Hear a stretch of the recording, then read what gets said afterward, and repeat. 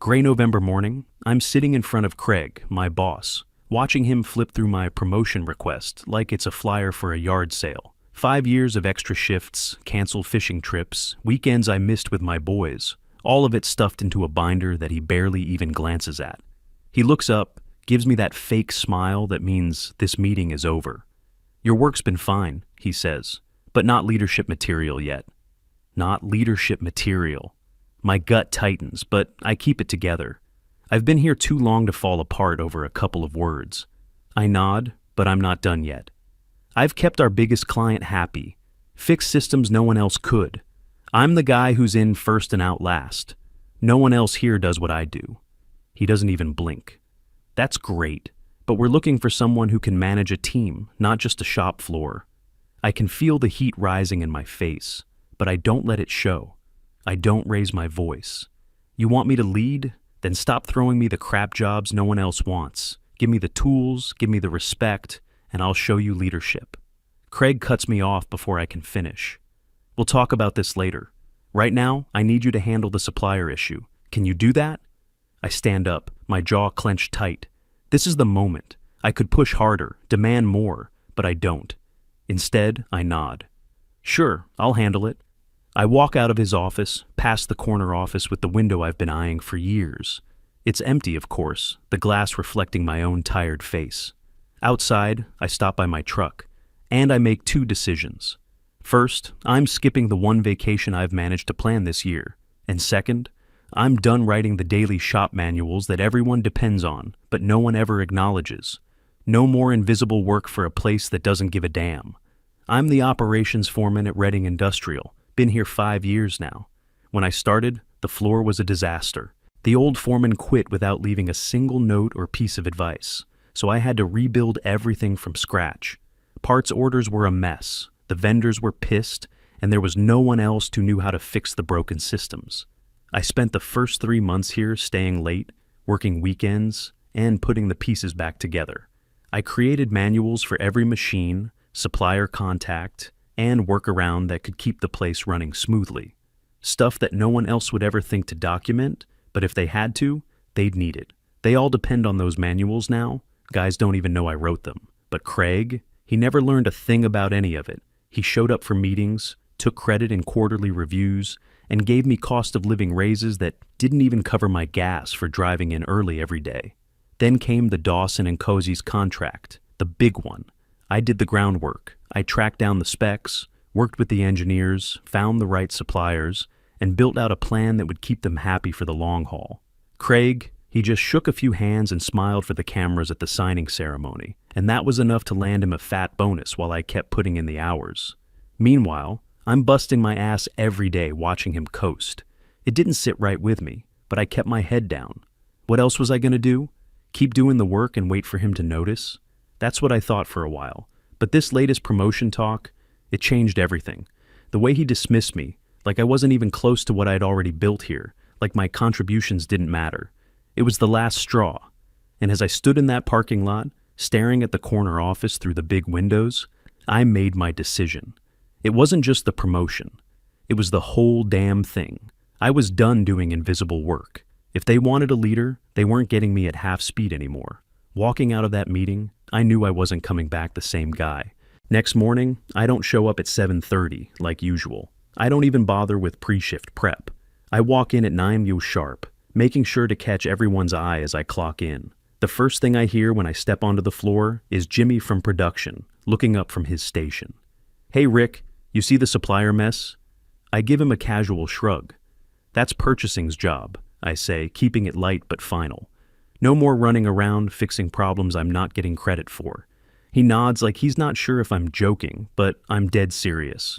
My phone buzzes with a couple of texts from Craig, probably trying to get me to fix something before it blows up. I don't even open them. I've stopped caring. By noon, a few more guys wander over, asking about the same issues. Parts orders late, some machines down. Dawson's got another demand that's piling up on the system. I just keep saying the same thing. That's not my problem anymore. It feels good, not being the guy who cleans up everyone else's mess. For once, I'm not running around, doing what no one else wants to do and getting nothing for it. My phone buzzes again. Another work emergency, probably. But I don't touch it. I already know what's waiting for me. I head home on time, no extra hours tonight. I cancel the week at the lake. That was supposed to be my escape, but I don't need it anymore. I've got something more important to do. I spend the night in the garage with my son. We're working on his dirt bike, taking it apart and rebuilding it together. It's been way too long since we had this kind of time, just the two of us.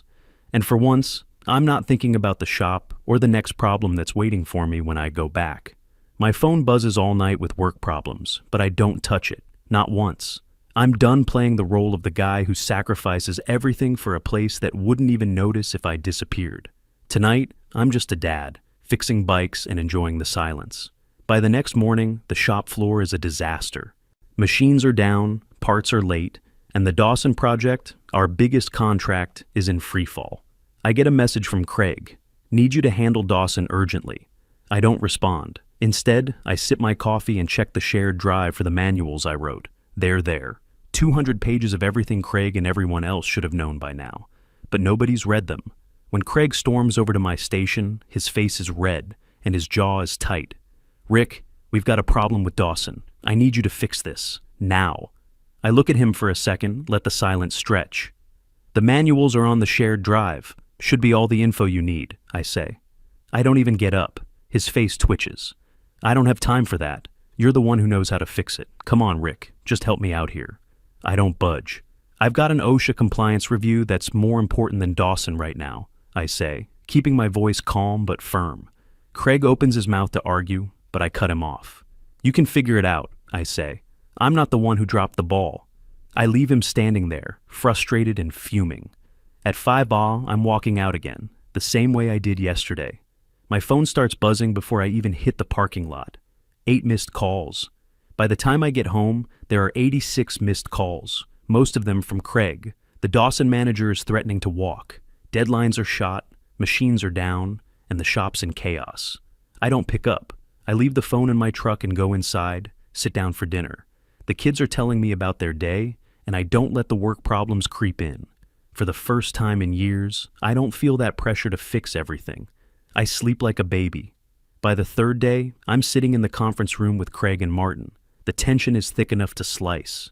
Craig's got that look, tight jaw, hands in fists, like he's just waiting for someone to screw up so he can jump in and save the day.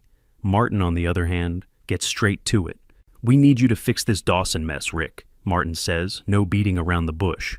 Craig's right there, already fuming, his voice cutting through. The promotion's yours, just get it done. I let the words hang in the air for a second, then sit back in my chair. I'm not interested in a promotion anymore, Craig. They both freeze. Craig looks like I just slapped him across the face. But I'm not done. A competitor's already offered me a senior role with more pay, better benefits, full control over my team. Martin's eyes narrow, his lips tight. He's calculating, but not stupid. I can match the offer, he says quickly, almost too quickly. We value you here. Don't make a rash decision. I keep it steady. It's not just about the money, it's about respect, about authority. I lean forward, meeting both of their eyes. I've been holding this place together for 5 years. I deserve to run things the right way, without having to keep cleaning up everyone else's mess. I don't give them time to argue. I'll stay, but only if I have full control over my team, and I want Craig to stay in his current role. Martin blinks, surprised. Craig's face goes from red to white, but I can't care about that now. I leave them sitting there, stunned, and walk out, leaving my 2-week notice on the table behind me. As soon as the door shuts, I hear Martin call Craig's name, but I don't stop. I don't even look back. Monday morning, Martin calls me into his office. I can tell by the way he's leaning forward, looking like he's been waiting for me, that he's not wasting time. I've got a proposal for you, Rick, he says, leaning back in his chair. We need you in a bigger role, one where you can lead without these distractions. I want you as director of operations. Double your pay, 3 days a week remote, and you'll report directly to me. What do you say? I sit there for a second, weighing it. It's a great offer on paper, more money, more freedom. But that's not why I've stuck around for so long. I'll think about it over the weekend, I say, keeping it even. But I'm still dealing with Dawson. Let's get them stabilized first. Martin nods, clearly relieved that I'm not rushing to make a decision. I respect that. Let's handle the immediate issues, and then we can talk. I leave his office with the weight of it all hanging on me. I dive into Dawson's mess right after. I pull up the phone with a plan ready, laying out the exact steps to fix what's fallen apart. I go through it one by one, clear action points, deadlines, the whole thing. And by the time I'm done with the call, I can already tell I've won them over. I wasn't going to just swoop in and save the day. I was going to show them I was worth it by doing it the right way. I spend the rest of the day delegating, letting my guys handle what they could, while I focused on setting the direction. No more being the guy who fixes every little screw-up. If they can't figure it out, they need to learn how. Craig pulls me aside towards the end of the day. He's uneasy, but I can see the glimmer of desperation in his eyes. "Rick, we need to talk. I already know where this is going. I know you've been taking on a lot. I never meant to keep you in that position. I cut him off. You kept me down because you couldn't afford to lose me. You think I don't see that?" He stares at me, unsure how to respond. His face twitches like he wants to apologize but doesn't know how. "I'm not asking for your apology, Craig," I say. "Just don't forget that I've been here, doing everything for you. You know that. But I won't keep giving without getting something back." There's a long pause. He shifts his weight from foot to foot, clearly uncomfortable. But I'm done with the games. The power's shifted now. It's my turn to make the calls. "I'll think about it, Craig," I say, and I walk away, leaving him standing there, his words still hanging in the air. I don't need to hear the rest of his excuses. They don't matter anymore. What matters is what comes next. The weekend felt like a reset. I took my son fishing, the kind of quiet time we hadn't had in months. We talked about everything: school, the bikes he wanted to build, how he was getting better at his dirt jumps. It was good, but somewhere between the trout, the silence, and the conversation, I realized something. I'd outgrown the good soldier role, the one who does the work, takes the heat, and gets nothing but a pat on the back. It wasn't enough anymore. By the time Sunday night rolled around, I knew what I had to do. The next morning, I called Martin and told him I'd accept the offer, but with two conditions. The first was non-negotiable. I wanted to hire my own team. No more working with people who had no skin in the game. No more carrying the load for everyone else. The second, Craig stays in his position. As much as I wanted to throw him out on his ass, keeping him around would send the message that I was here to build, not to destroy. Martin's voice was hesitant but quick to agree. "I can make that happen. It's politically smart too," avoiding any backlash from Craig's side. "But are you sure you want to keep him in the mix?" I didn't hesitate. "Yeah, I'm sure. He'll play his part or he won't last long." By the time the announcement went out, I could feel the shift. Suddenly everyone who barely nodded at me before was shaking my hand, offering congratulations, acting like I was the new king of the castle. I couldn't help but notice Craig's reaction when he walked by my office. He dropped a folder on my desk without saying a word, then paused, eyes meeting mine for a fraction of a second. He cleared his throat and said, "The exec meeting is tomorrow. Got a few things for you to look over." I glanced at the folder, then at him. "I've got it, Craig. I'll review it." He stood there, his posture stiff. I saw it in his eyes. He knew. "Look, I didn't want to keep you down. I thought you'd be more comfortable where you were." I didn't react, didn't even flinch. "That's exactly the problem, Craig." He shifted on his feet. "I couldn't afford to lose you, Rick. I really couldn't." I let that hang in the air, but I didn't give him the satisfaction of an answer. What was there to say? If he hadn't noticed before, it wasn't my job to make him see it now. Instead, I left the room, walking out with that weight finally off my shoulders. The first few weeks in the new role feel like a reset. I'm picking up the pieces of a shop floor that's still running on fumes, trying to squeeze more out of what's already been stretched too thin. But something's different now. I'm not the guy running around fixing every little fire. I've got a team, and I'm delegating, not doing it all myself.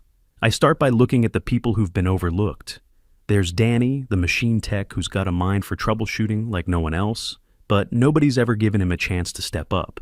And Michelle, the parts clerk, who's got the supply chain mapped out in her head, but is always stuck filling out forms and tracking orders. I put them together on a project, give them some responsibility, and suddenly they're running circles around everyone else. I cut overtime by 40% in the first month. That's unheard of. Productivity goes up, and we start hitting our deadlines consistently. Even Dawson notices. They double their order. The whole floor is running smoother, and people are starting to respect the new direction. Craig and I don't talk much. We're not friends, but we're not enemies either. There's a quiet respect between us now, even if he doesn't quite understand the way I'm doing things. 6 months in, I get the call I didn't see coming. The board has voted, and they're bumping me up to VP. Craig actually gives the loudest endorsement. It's a surprise, but in a way, it's a relief. It's not the title or the office that makes me feel like I've won. It's the fact that things are changing. The work is being seen now, no more invisible work. That night, I head home on time, for the first time in years, to help my son with his science project. As we work through the details of his assignment, I think back to when I'd always been the guy showing up early, covering for everyone, going unnoticed. That's not me anymore. I'm making sure no other guy in this shop gets buried doing the work that goes unappreciated. And the best part? My son's watching me lead instead of just work. That's the kind of promotion that actually matters. I roll out a training program for in-house talent. Something real, something built by someone who's been where they are. No more just handing off a job and hoping it gets done right. We're focusing on the guys who've been buried in the background, the ones who've never gotten the recognition but keep the place running. Danny, the tech, is the first to step up. He's been here forever, but never had the chance to lead. Now, I'm putting him in charge of troubleshooting. I've seen the way he works, how he breaks down problems no one else can touch. He's got the instincts. I'm just giving him the space to prove it. Michelle, the parts clerk, she's next. She knows the supply chain better than anyone in the building. Now, she's building out processes that streamline everything, cutting out the dead weight that used to slow us down. I make sure she knows her value, not just the woman behind the counter, but someone who makes the whole system work. The results speak for themselves. Overtime drops 40%, productivity jumps. Dawson doubles their order because they can count on us now. They're not just another client, we're their partner. I get a call from Dawson's CEO, personally thanking us for turning things around. It's a nice change, the kind of acknowledgement I've been waiting for, even if it's not why I'm doing it. Martin stops by my office one afternoon, his usual cool demeanor replaced by a genuine look of approval. The board's never been happier with the results, Rick. You've turned this place around. I nod. I don't need the praise, but I take it anyway. It's not for me, though. It's for the team I've built, for the guys who had no chance before, now getting the recognition they deserve. Driving home that night, I think about the old me, the guy who showed up early, covered for everyone, and went unnoticed. That guy's gone now. I've chosen to lead, and I'm not cleaning up other people's messes anymore. And the best part? My son's watching me lead instead of just working. He's seeing what it looks like to have a real impact. That's the kind of promotion that actually matters.